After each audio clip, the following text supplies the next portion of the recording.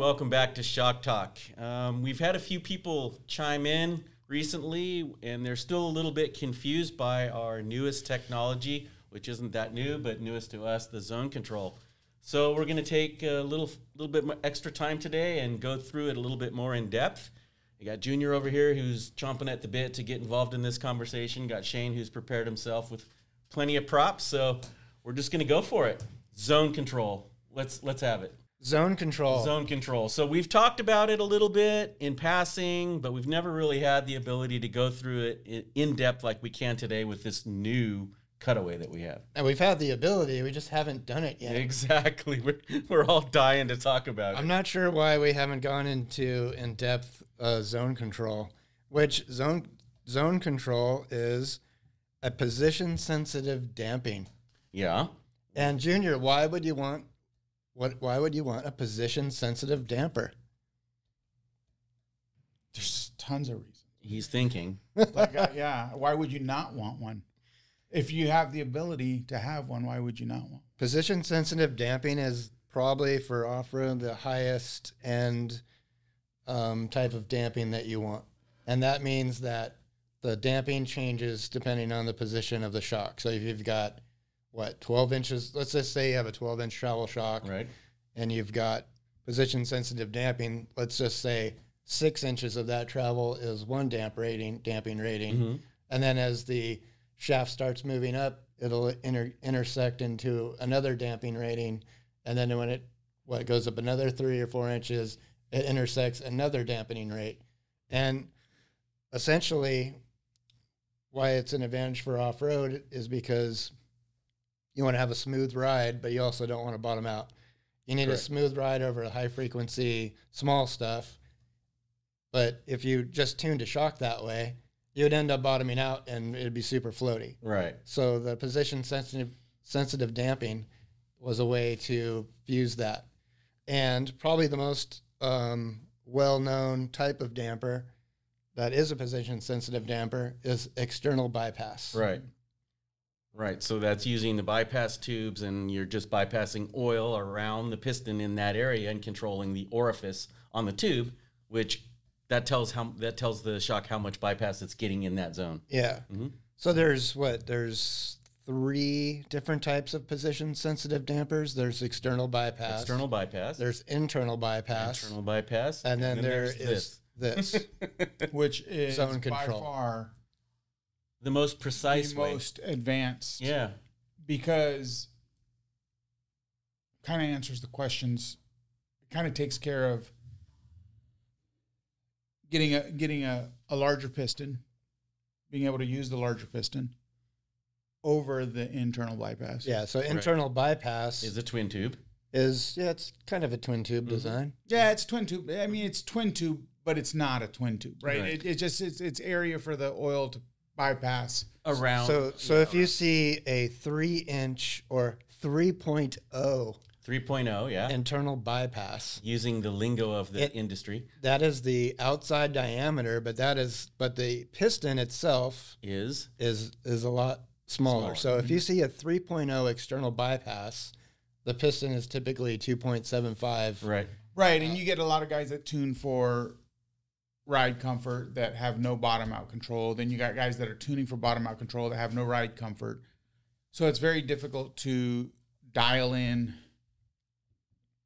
a quality ride zone and still have bump control. Exactly. Well, and Shane's explained this because with that particular design, whatever you do on the main piston, whatever you do there affects the shock's feel. Well, on an internal throughout the stroke. bypass, you have Well, that the internal, little you pull tubes, that yeah, tube out, yeah, you can yeah. close off holes, you can Right. do a stiffer. But typically, if you Base were to plate. tune this piston, it affects the Correct. entire stroke. Yeah, Correct. Yeah. Yeah. I had a really smart design engineer that when we introduced this in 2016, I believe, he had a good analogy about this. So the zone control, which is position sensitive damping, it's not internal bypass. Right. An internal bypass is a tube within a tube where you have a smaller piston. What I was getting at, a 3.0 IBP internal bypass, the actual piston itself is maybe a 2.5 inch. Right. And then there's like a little wall between the outer tube that you see that's 3.0 and then this inner area. That's where the oil bypasses around. Yeah, and it has holes and check valves and oil's able to bleed out, et cetera, et cetera. So although a zone control shock like this Blackhawk UTV shock here we have, this is position sensitive, but it is not internal bypass. Right. However, there's a lot of guys that will refer to it as internal bypass because the market understands what that is, and this. I don't think they really understand what it is. No, they don't understand this. Right. They've heard that term. Right. They don't understand zone control. And they don't understand it's often referred to. Right. So it's often referred to as an internal bypass just because people understand. I believe they understand the internal bypass, which this can really behave like one, but it even has, it's even leaps and bounds better as far as tunability. What I was trying to explain is the analogy that this very smart engineer told me. He said that this is the exact opposite of what we know of a bypass shock. It is. And it's the exact opposite because in a bypass shock, whether it be internal or external, kind of the goal is you have one piston and the goal is you don't want to bottom out. So you have to tune that piston so that when you're in your final zone, your final stages of that stroke, that you're going to rely on that piston to slow you down and not bottom out. Right. And we don't have to do that with this because we have what Shane calls the catch piston. Yeah. So, but it's the opposite because on the external bypass or internal bypass or IBP, whatever you want to call it, you need to tune for that bump zone. So you don't bottom out. Right. But then you have to compromise on your ride quality. On your sweet spot, yep. And so it's the opposite, meaning that a regular bypass, external bypass, or internal bypass, you're tuning for that bump zone, and then you're subtracting damping for the ride zone. Mm-hmm.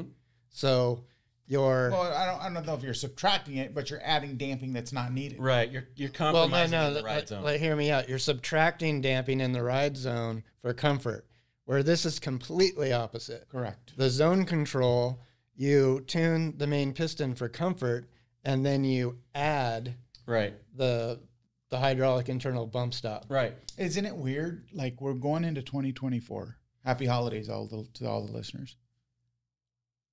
And external bypass shocks are kind of a thing of the past. When you're thinking about technology and you're thinking about active damping, semi-complete active, then you're talking about technology like zone control. It's like we could literally put this on a class 7 truck, get rid of the bump stops, get rid of the bypass, and just rely on this. One shock. Yeah. One shock. Yeah. Which is exactly what we're doing for the UTV. Yep.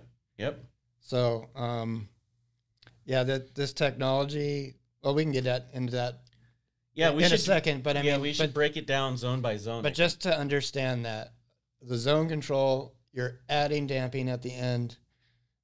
With the external bypass, you're subtracting. You're adding damping through a separate source, though. You're not adding damping through a main piston like you are in a bypass shock. Exactly. Yeah, everything's separate. You're reliant on three individual zones. That's why we call it zone control, because there's 3 different things that take care of 3 different zones. Right. 3 different circuits controlling 3 different jobs. So let me see that.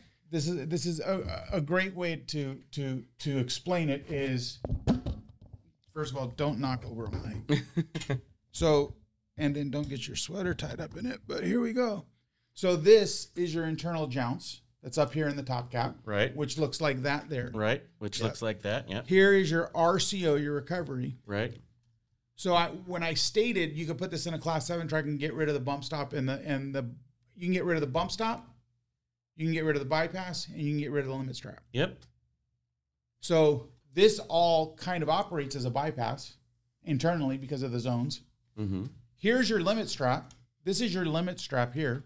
When this orifice contacts this, that's your limit strap. Here's your bump stop. Right.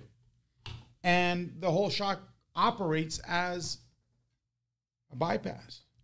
Well, This is except for you're adding dampening at the end, not Right. subtracting in the middle. and this is a good way to show that. I'm glad you brought this, by the way. So this is a 2-stage. So you got your single stage here. You're going to see my digit disappear. So there's your first stage, and then here's your second. Yeah, it's stage. telescoping. Yep. Telescoping, Telescoping. Yep. bump stop. And it when it engages this piston into the cup, there's valving engaging as well. So Right. Yeah, you can get revalve the control, JCO and there's a little blue knob right here on this one. to control your bottom out control here. So you can ramp it up, you can tone it down, you can lighten it up. And if you even want more, you can go in here to this, And actually change the valving. and there's 8 mil 8ID shims in here. You can increase or decrease damping of this. They used to have a term for these additional features in suspension back when in the 90s. They came out with the hydraulic bump stop. They came out with slapper arms off the upper control arm. And now slapper arms, I think, are making their move back. Yeah, but they called it a secondary suspension. Right. Right, because before they had bypass, they might have had bypass a little bit, but maybe like there was a transition where, you know, the bypasses really weren't that sophisticated. Yeah, right. So they would add a hydraulic bump stop or a slapper arm and call it a secondary suspension. Right. So basically within this zone control Blackhawk ETV shock here, you've got secondary suspension I mean, inside. you got more going on here than you will at your Christmas dinner. Yeah. Well, the thing that I like about it is that, and Shane's explained this before, is that so when this is operating, none of the circuits, whatever you put in this valving, does not affect the vehicle in ride zone. Whatever you put in this valving does not affect the vehicle in ride zone. So it only engages. They're completely decoupled, is the word that you used. So if we need RCO, it only comes in when we're in the RCO area. Once zone. this orifice contacts this. If we need JCO, that only happens when the piston moves up and contacts the JCO circuit. But Let's explain that a little bit before you go on. Basically, we said decoupled piston. Right. You've got actually two separate pistons in it. The Blackhawk UTV and our 8112s have 3 pistons. Right. It has a main piston. Right. It has a secondary rebound piston, secondary compression piston. But those secondary pistons do not do anything While you're in your ride zone. while you're in your ride zone. That's why it operates and functions and betters direct fit application ride quality.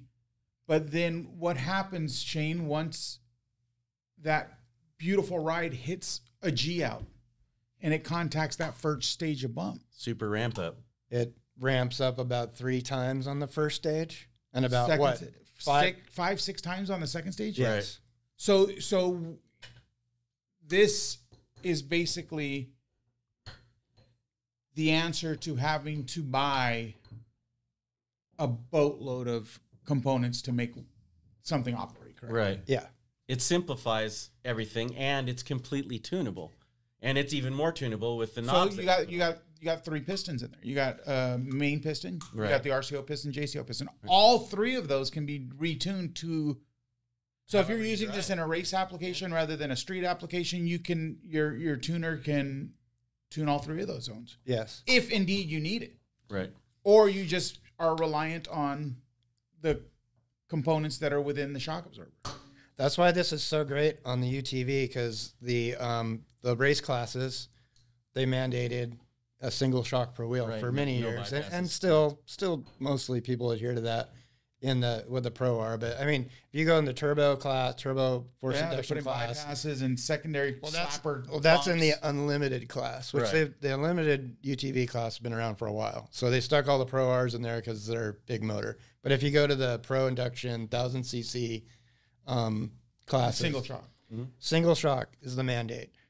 The beauty of this is that like every single shock out there, whether it be an internal bypass or just a standard that's hot rodded, I mean, pretty much they're using like a stock shock, but adding this technology to a vehicle with about 20 inches of travel, whether it's racing or recreation, like the advantage is massive here.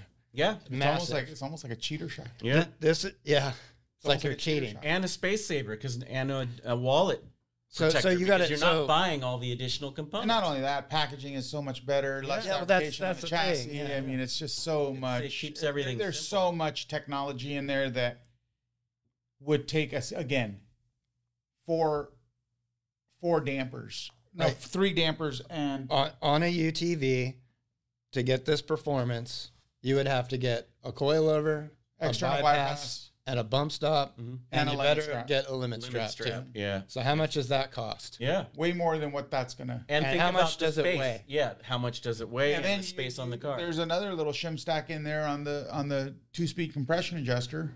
Right. We haven't talked never, about never that even yet. got into that part. Yeah. Yeah. Yeah. So this is the fancy version with knobs, and I guess we should explain that because you can actually see that stack here. If you can get that upside down a little bit, and maybe you Come can on, Garrett. explain, and I'll hold it. But so we got a gold knob and a blue knob. What are we working on? So on the Blackhawk UTV, it's a dual speed compression adjuster. Let's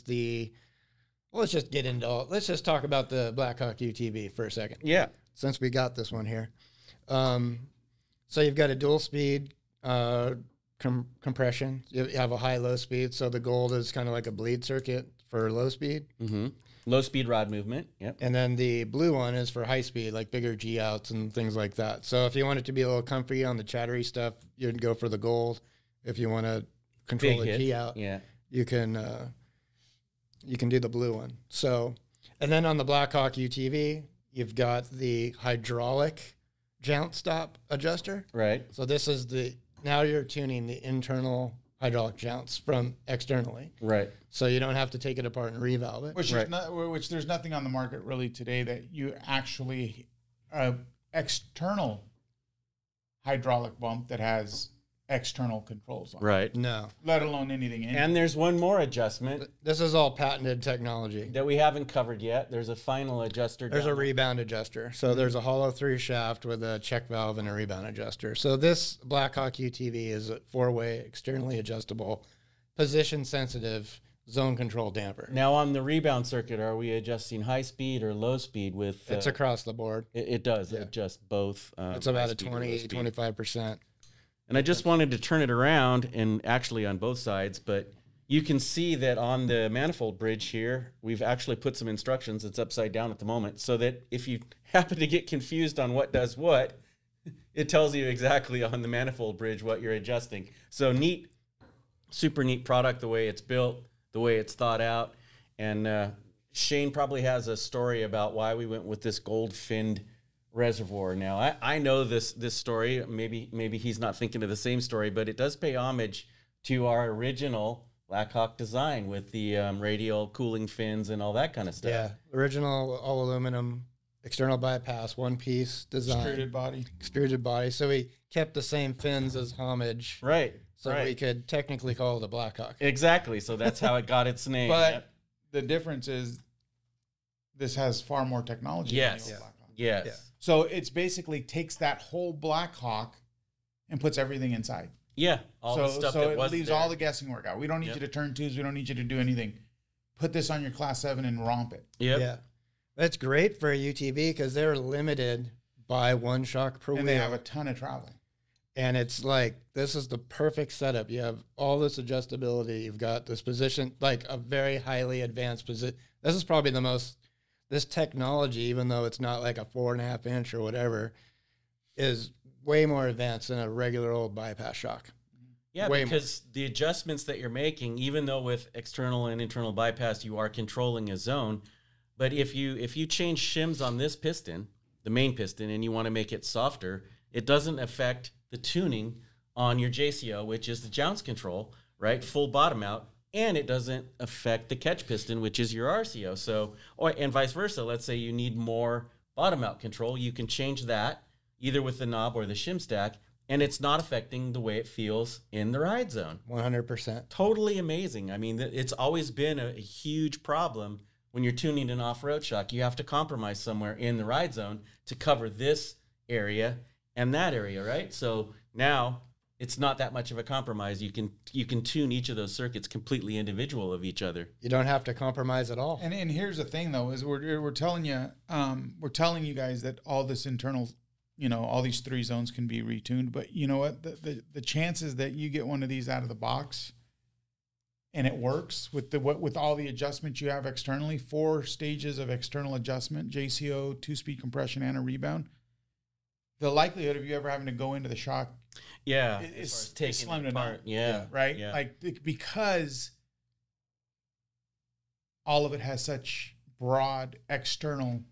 And even in the UTV world, they're still application specific. So our engineers are already giving you a baseline tuning on the product as it comes out of the box for that particular vehicle. So these are just added frosting on the cake. Well, that's just because no single butt fills the same in a seat. Exactly. So that's going to be your individual personal ride design at that point. Yeah, we think the way it comes out of the box, we at Bilstein, our engineers and ride tuners take a lot of time. We've discussed this in the past. Take a lot of time to really get vehicles behaving the way they should be, rather than just putting a universal tune in something and putting knobs on it so that you can go do it yourself. Right.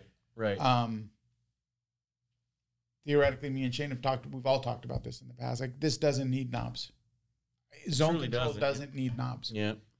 But we know that everyone wants them. Right. So we gave them to him. And what took us so long is because these knobs actually... They do work. They do a huge range of changes, right? So I still think that they're one and done. I don't think any zone control shock we build needs a knob on it because it's so well tuned from the get-go. But here it is. It's what everyone wants. But to add to that, Junior did say that when you click this knob 1 or 2 clicks in any direction, if you were to run this on a dyno, you would see a noticeable change. Substantial. Yeah. And that's very different from sometimes what you see out there in the rest of the shock world, where you can turn the knob full sweep and it wouldn't even change the way the dyno graph looks. So that's also very unique. Or it's minimal. It's minimal. And for years, when I started in this business, we used to say you don't need a knob because we did all the tuning for you. And we also said, bring me something with a knob, I'll put it on a dyno and show you that it isn't changing anything, right? Well, that's changed now, especially with Bilstein, is that the knob is actually doing something. And we've always, as Junior hinted to, said that if we're going to put a knob on a shock, that it's actually going to change the dyno curve and make a difference. I'm not saying that on the race application that they're not needed, because on a race UTV, these things are really needed. The way weights change on UTVs, they're needed. Depending on how it's built. On a production car, I mean, knobs are for cars. Right. When it comes to an 8112. Right. Are you talking about, are we back to production vehicles now? Yeah. I mean, this is the same. So we probably should say that this is the same technology that's in our 8112s. Outside of a rebound adjustment. Yes. Minus the fancy gold reservoir. And those potentially will be on some. Could be, yeah. And the aluminum tubes, which are also could be at some point for a street vehicle as well, I'm thinking, right? Let's talk about a street vehicle, though. Let's talk about a Toyota Tacoma again. Toyota Tacoma. Got to go with Toyota. So and Wheel Every Weekend did a good analogy on this, but let's reiterate it here. So you get your Toyota Tacoma 8112. Right. That takes the place. That is as if you would have to buy a coilover, a bypass, a bump stop, and a limit strap, a secondary shock mount, right? And you have to put it together and tune it yourself. You got to burn parts on. Yep, that's what I mean. Put it together and tune it yourself. You got to weld parts yourself, and then everything that you just threw on there has a generic universal tune. Exactly. Now you have to pay someone $15, $16, maybe even $2,000 if they have to go into the shock and tune it to make it ride like you want it to. Yeah. Where with this, pull it out of the box. I mean, I must say the only difference is when you change motion ratio, like a 2-inch over, a 3.5-inch over. You're changing your controller. You can get more cyclable wheel travel with change in motion ratio. We're talking about a direct fit, stock replacement, Chaos lower arm, Chaos upper arm, Chaos secondary shock hoop, or whoever manufacturer you guys want to pick.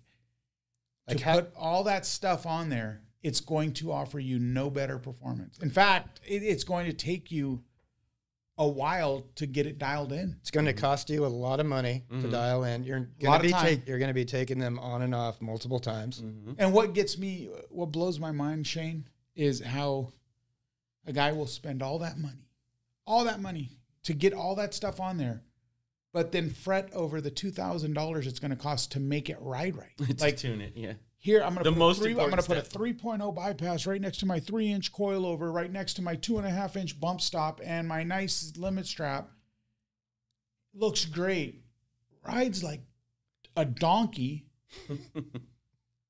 But I got 15,000 wrapped up into my front end now, and I don't want to spend $2,000 to have Sonny and DJ it down south go through this thing and make it function correctly. You know what I mean? Because all those are default profiles. Right.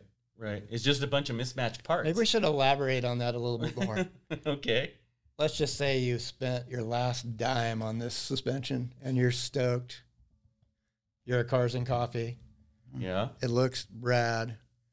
But, dude, if it's not tuned right and you've got 2 shocks per side on the front of Beat the Tacoma, life out of you. Right. woo! Or if you have your bump the stops life come in too early, you're riding on your bumps. And do you need a 1-inch piston rod? You need all that rod force on a 3-inch bypass when it's next to your 7/8 piston rod exactly. on your coilover? Imagine hanging out with your buddies and you're just going, they're like, that looks great. And you're just thinking to yourself, I just wasted $15,000. And then you ride in their stock truck and Now I'm headed straight to the pharmacy to look for a kidney belt and a helmet. Exactly. Think about this. The stock Tacoma with its 36 millimeter Bilsteins rode better Probably, yeah. down the road. Yeah, that and what we call that early on in podcast days? Happy face, sad face. Yeah. You're back to a really sad face. I'm telling you, it's embarrassing. We're not clowning on the people that put this kind of money in their car and choose to go that path. That's your decision. But You if you're don't going to have spend, to. but if you're going to spend 15 racks because that's what you want to do, spend the extra $2,000 and have a tuner go through it. Whether it's Alltech, maybe Wayne can do it, maybe Sonny can do it, maybe Keith Marigold. I mean, there's a lot of great shock tuners out there that can actually have your vehicle performing the way it should be and not settling for it the way it is out of the box, because none of this stuff that these guys are putting on their vehicle is for that. They didn't know if this was going on a Tacoma, a Class 7. They didn't know what was going on. So there's a default valving profile that goes into this, and majority of people don't address it. Yeah, that's super important. But here's the point. You don't have to do that anymore. Yep. You've got an 8112. You've got a Tacoma. You can get all that performance with a bolt-on package. Yep. Yeah, no welding. All you got to do is No take need it for out of the secondary damping because you got Follow the you got the instructions. zones in there. You got Good your to limit go. strap in there. You got your bump stop in there. Technology has advanced. Yeah. Like you said, bypass shocks have been around for a long time. Long so what's in the next? tooth. They're long in the tooth, Yeah. man. What's next? Yeah. This technology change is going to. I feel that we have set the bar where everyone's goal in a 5 years from now will be a shock a corner on everything, even 6100 and trophy. You think so? Yeah, it's going to have to be like probably a 4.5 inch coilover with a big gigantic jounce bumper in there, and I think you can get that direction. Yeah, it could be. I could even see uses for this in the passenger car market, this type of technology. Well, UTVs. You know where I could see that? Well, UTVs were faster than the Class 10 For the Baja time for ever. the first time. Yeah. Easy. What's faster than that? And a Class 10. 6100? And what does the Class 10 have? A big Coilover. 4-inch bypass in the rear with a coilover and a Like a three and a half. 3.5, 4. That's A what Class 10 it has less horsepower, right? coilover, bypass front. It has 2-wheel drive, but they're fast. They've They always have a lot been of fast. suspension. Mm-hmm. And they've got a coilover bypass per wheel. And this year at the 1,000, they were getting beat by side-by-sides. So I guess when the side-by-side starts beating the 6100 truck, Yeah. when's that going to be? When they start putting LS motors in them. Yeah, they're lagging a little bit in the juice department there, I think. Power to weight ratio Yeah, exactly. and all-wheel drive. True. It makes up for a lot. All-wheel drive As if long it as lasts you the race. as long as you don't blow that front diff up. Yeah, exactly. Yeah. As soon as they figure Well, I that mean, out. you got the class, you got the trophy trucks now that are all-wheel drive. Yeah. Well, let's do one recap before we get too far off track here. So Shane, talk us through each individual zone on zone control so that folks completely understand what's going on with zone control, because I'm sure we're going to have some questions again, because it is fairly complicated. But since we have this nice cutaway, let's give them one more recap on the zones. So the zones, you've got your main ride zone, which is controlled by a normal piston. Put it upright. I'll put it up right. You can point. Now the tuning of this, Mike's standing up, guys, by the way. That's it. I'm on my feet now. the tuning of the ride zone is more subdued. It doesn't have to be as stiff, so it's a lot better at handling low speed chop and high frequency. You've got a secondary piston for compression right here, this little guy, which doesn't do anything until it intersects its JCO up here. Till it contacts, yeah, till it meets. Till it meets. Till they unite. Exactly. It doesn't become an actual working piston until Contact. this little guy contacts Yep. the JCO in here. And then we're in what zone? You're in the second zone of compression, Okay. which is poking this little guy in right here. Right. Okay. Now, the third zone of compression is when this second zone bottoms out in this canister, then the outer canister goes in, and that's your third zone. Okay. And So they that's- all have different valving ratios. Yeah, each time that this will contact and go in up. and then shove this guy in, there's a distinct jump in damping. Okay. Like, Significant. significant. Now, how about RCO? We haven't explained RCO yet. Now, RCO works the same way except on the rebound. Right. So full droop. So down and towards getting to full droop, we call it a catch piston because it feels like it catches you from Topping. like bouncing pogoing. Right. So like without this secondary rebound, a lot of times you would pogo like on a Tacoma. You'd come down, you would slam down, and then you would on compression, and then it would release on rebound, and then you don't have enough rebound damping to catch it. Right. So we call it the catch piston because you can feel it when it hits this little guy right here, the RCO. It catches you and keeps you from leaving the ground. So it plants you. Okay. So that's what this is. And it acts like, well, like we said, you don't need a limit strap. So a limit strap was something you put on a race car with this type of suspension where you're going to full droop often. It keeps the shock from going metal to metal top. Right. And basically used to use the words to shock the shock apart, right? It saves the shock from bashing itself apart, going out. So the RCO like decelerates the suspension, the whole system, so that it won't actually, when it does get into full top out, it decelerates you down so it's not damaging the smooth, soft top out. So it's not just hanging on that rod guy. Right. So I mean, it catches you. So it has a damping effect. It has a little travel. It's about a 1-inch travel or something like that, and motion ratio that equals more down at the wheel typically. But so it's also creating more damping, but then it's also protecting your shock like a limit strap. Yeah, it won't hammer the seal pack out of the body of the shock at that point. Yeah, and a lot of times with a bypass shock, they'll offer that kind of the rebound bump zone to kind of catch you and save the shock towards the end. So that's something that's typical in an external bypass shock as well. Yeah, there's guys that tune external bypass well enough to not even need a bump or a strap. Right, the bump zone on both because they sides. can tune the bump zone well enough. They can tune the rebound zone enough to where it kind of controls that wheel movement. Yeah. Those are experts. It's all done for you in this box, and you don't have to be an expert. Yeah, and you don't have to tighten up your clevises on your limit straps. You don't have to go buy new ones because you stretched them. Yeah, comes right out of the box. You don't have a piece of weird-looking nylon on your suspension. Exactly. How did that even come about anyway? Yeah, it's held half compressed with zip ties until it actually wings open all the way like that. And it works. I guess it's better than a chain. Exactly. We've seen those. I do remember seeing some chains as limit maybe straps. in desert racing that was a long time ago. Cables and chains. Yeah. Maybe. Yeah. But it's alive and well in some other type of motorsports. Yeah, exactly. Woo. But anyways, so this is when you can get components for your build at Home Depot. Yep. It's a good build. It's not really a motorsport part of that. No, yeah, but this does not require a limit strap to keep the shock from pulling apart and destroying itself. So that's the point with that. So this is safe. So here goes another thing. This is like takes another like, because I'm going to do a leaker here. We're really headed down to getting this into a universal fit, right? That's the goal. Is to get these in 8s, 10s, 12s, 14s, 16s. And you know what also it's going to take the place of? Because you have those zones, you don't have to cycle your suspension to a T anymore. You know what I mean? Obviously, if you want to take advantage of those zones, we recommend you cycling it, but it's not going to be as critical.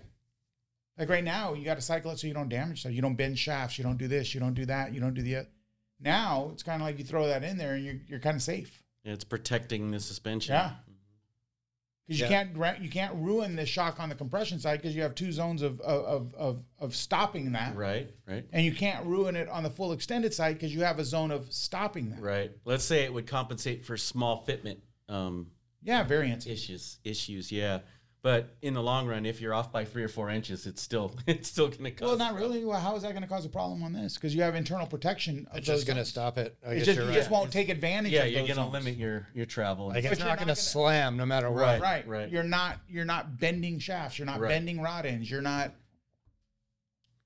And then another great thing about it is, like, let's say you have a bypass, right?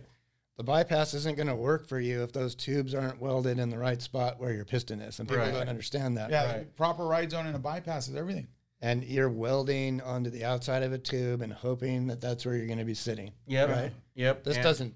And after every weld, you got to take it to a honing machine. Get it honed. You warp the tube. Yeah. Well, this thing it's the main ride zone area. It doesn't matter. Doesn't care where it's sitting. Right. It doesn't care. Still going to work. Right. Now, if you definitely don't want to run a 12 if you need an 8 or run a 14 well, that's if you need what I a was 10 getting at. Is you don't want to set it up so that you're setting constantly, on your JCO. You don't want to constantly be in your JCO. It's not going to be. Yeah, but that's just a matter of where you mounted it. Yeah. Right.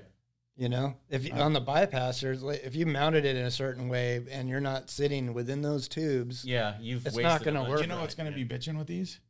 What is solid axle guys who run the big shock hoop, like the old Toyota solid axle guys, or guys that are taking the first gen tacos and putting a big Ford axle under it. It's going to be perfect for them. How about Legends and King of the Hammers? Because you can use this as a standalone damper. Like if you want to put this next to a coil spring, you don't have to put the coil on top of it and link it. If you're already have coils and you just want something that has zone control, set this right next to that. Yep. Yeah, it's true. Yeah. You have a leaf spring suspension, sprung over axle, real soft leaf spring, and you need those zones of control. Yep. Bam. Yeah. Right there. You don't have to have the spring on the outside. That's just the way it's packaged. Yeah, that's the way it's packaged, but it's still going to dampen any spring energy. So you could put this on a stretched YJ sprung over with 63-inch Chevy springs and take advantage of those zones. Mm-hmm. Think about this on like a Pro 2 or a Pro Light. Oh, yeah. Yeah.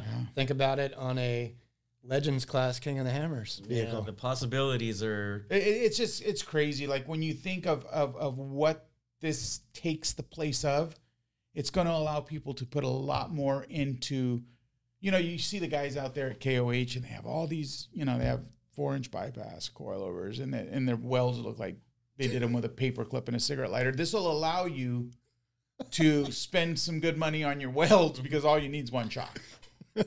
Yeah, I think you could hire a welder. Yeah, hire a welder. I think it will definitely simplify and demystify. This is a good Yucca Valley shock.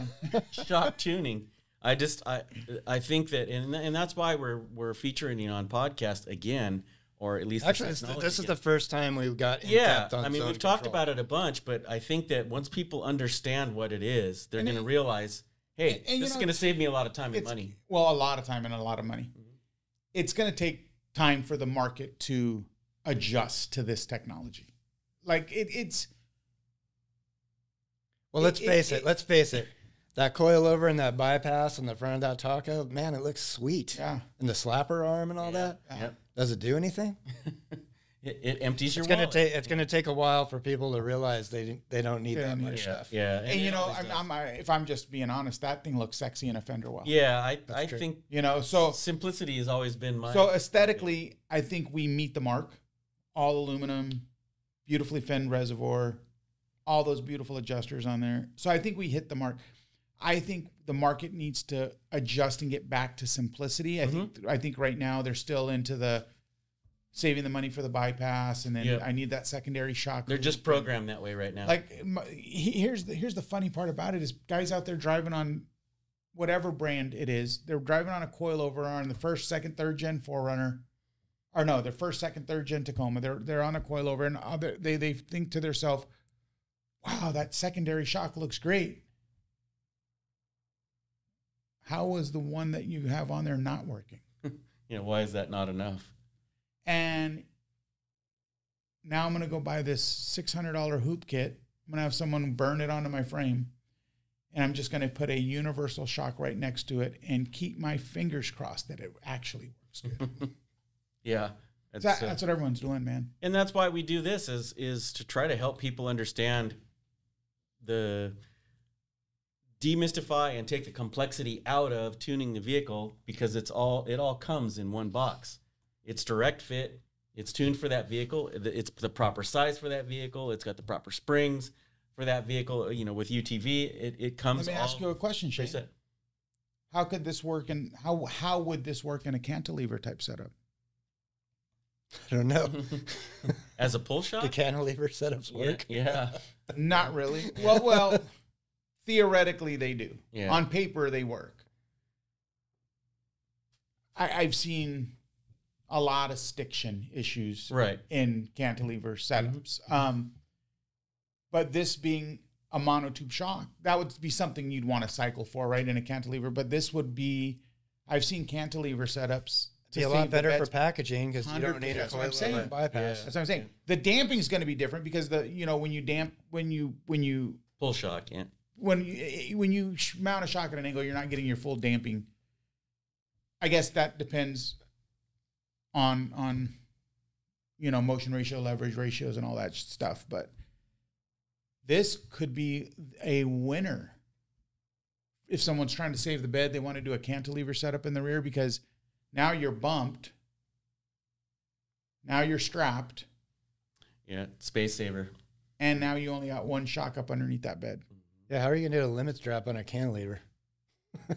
I guess you'd put it somewhere else. But Yeah. point is, you don't have to. Yeah. Exactly. Well, you got to slow the axle down regardless of the way the dampers, Right. regardless of the way dampers move, regardless of the way the shock absorber moves, whether it's vertical or horizontal, the axle's still going to drop out and it has to be stopped. Right. Right. So you just so you don't start binding up your pinion angles and stuff like that. put so the it's still strap on gotta the be- axle to yeah. the frame rather than near the shock. So, area. but you won't need it Yeah. because the shock is going to stop that motion. Well, I think that'd be a great setup for a cantilever type. Yeah. there you have it. Zone control explained. Any last issues that we want to chat about before we move on from zone control? The only issue is we don't have them in stock. Well, it's a wait. new year coming, right? So Well, what do we make with this technology right now? Maybe we should go over that. yeah, So right now, currently the DSA we have for the third gen, our second and third gen Taco. Yes. Tacomas. Mhm. And for those that don't know, we also have a 60 millimeter smooth body with DSA, so a 2-speed compression adjuster for the rear of the Taco. Yes. Also have a smooth body, 60 millimeter smooth body, non-adjustable. But those don't And- contain the zone control. No. Okay. They contain The DSA. right. We also have a rear bypass still for the Tacoma. Soon, we should have it for many more applications. Yeah. But the zone control tech we have in Tundra Shock, Ram, Tundra half-ton. 8112, Right. 4Runner. Our complete line that is, it's not super complete yet, but probably by the time KOH runs around, we will have more applications on Blackhawk UTV. We'll have the XP1000 applications, Turbo S, and shortly after the Pro Rs. ready for purchase, and those are full zone control, all 4-way adjustable. Super. Yeah, and I think these are going to be a gigantic hit for the universal side of things. Yeah. And I do too. we're going to get that going. We got to get that going because it's a winner. It just makes sense. Oh gosh. Especially for the guy wanting to build it. He's got 1 shock per wheel. It makes way more sense for. Imagine this on a beamed. I mean, that's all you need. Yeah. A beamed Ranger. That's all you need right there. Boom. Like you said, like any like guys doing the Jeep or the trail. Jeep speed guys. Yeah. Imagine I Jeep was speed thinking guys. Jeep speed too. Yeah. Solid axle guys. This thing is, and yeah. So many possibilities. Those are our in-house struggles, if you wanted to talk about Yeah, yeah.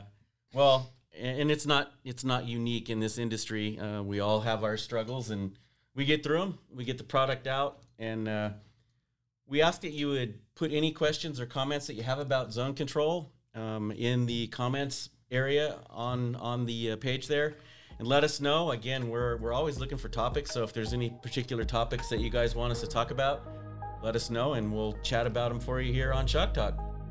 Other than that, we want to wish you all a Happy New Year and Merry Christmas, and we'll see you again soon. Or just happy holidays for those that don't celebrate Christmas. Happy holidays works as well.